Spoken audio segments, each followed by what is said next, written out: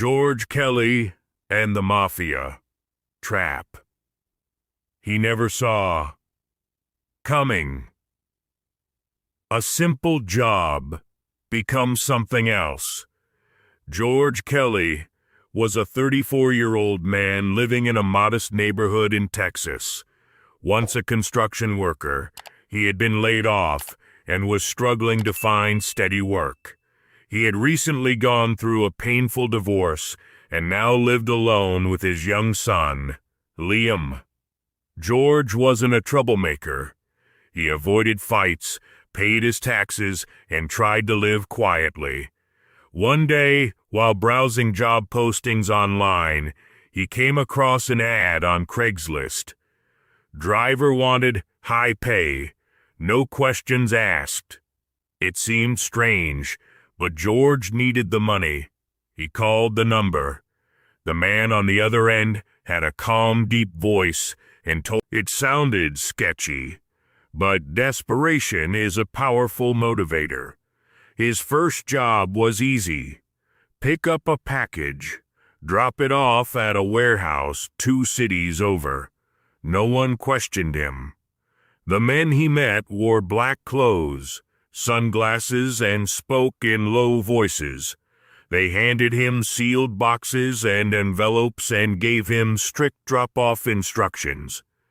After a few weeks, George was making more money than he had in months. He told himself not to ask questions, just boxes, he whispered every time. But then, one day, one of the boxes fell open in his van. The secret inside the box. George pulled over and stared at the contents in shock. Inside the box were stacks of cash, bundles of $100 bills, and beneath them plastic bags filled with white. George's heart stopped. He realized he had been working for a mafia syndicate.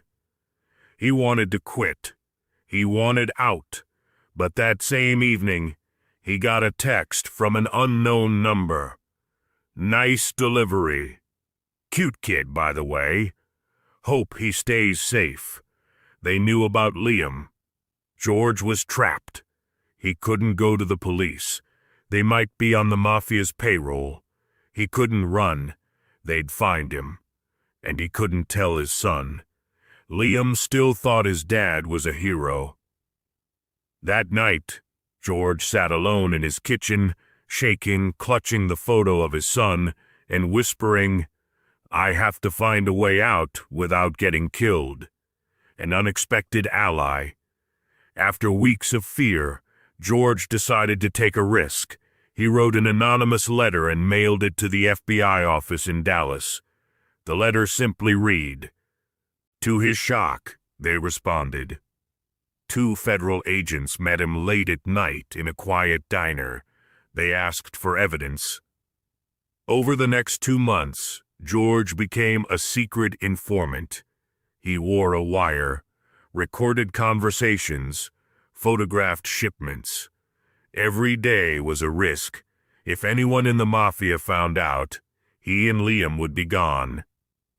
George lived 2 lives, one as the loyal delivery man, the other as the man bringing down an empire, the mafia boss and the final test. One evening, George received an unexpected call. He was to meet Don Ricardo himself, the head of the D'Alessandro family. The meeting was in a quiet room, dimly lit, just a table, a lamp, and 3 men, the man behind the fall. At the federal courthouse, George testified behind bulletproof glass under protection. His testimony was the final nail in the coffin for the D'Alessandro family. He described drop points, accounts, murders he had overheard discussed, and how they laundered money through fake delivery companies. Some defense lawyers tried to discredit him, but the evidence he had secretly recorded was airtight.